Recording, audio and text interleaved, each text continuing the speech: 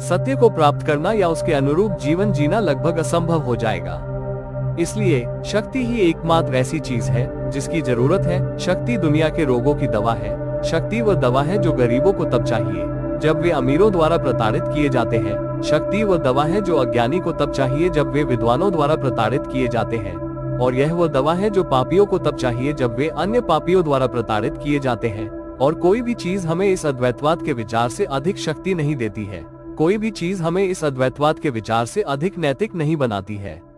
कोई भी चीज हमें इतना अच्छा, सर्वोत्तम और उच्चतम रूप से काम करने में सक्षम नहीं बनाती है जितना कि तब जब सारी जिम्मेदारी खुद पर डाल दी जाती है।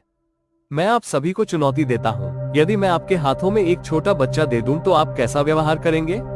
आपका पूरा जीवन एक पल के लिए बदल जाएगा। आप जो भी हो, आपको कुछ समय के लिए निस्वार्थ होना पड़ेगा। जैसे ही आप पर जिम्मेदारी डाली जाएगी, आप अपने सभी आपराधिक विचारों को त्याग देंगे। आपका पूरा चरित्र बदल जाएगा।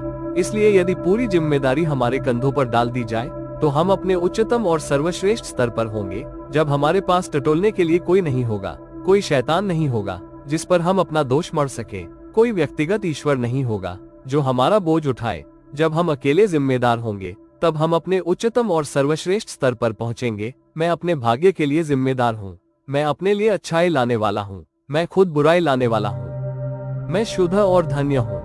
वेदांत कहता है कि यही एकमात्र प्रार्थना है जो हमें करनी चाहिए। लक्ष्य तक पहुंचने का यही एकमात्र तरीका है, खुद को और दूसरों को ये बताना कि हम दिव्य हैं। और जब हम इसे दोहराते हैं तो ताकत आती है। जो पहले लड़खड़ाता है वो और मजबूत होता जाएगा और फिर आगे चलकर वो और मजबूत होता जाएगा।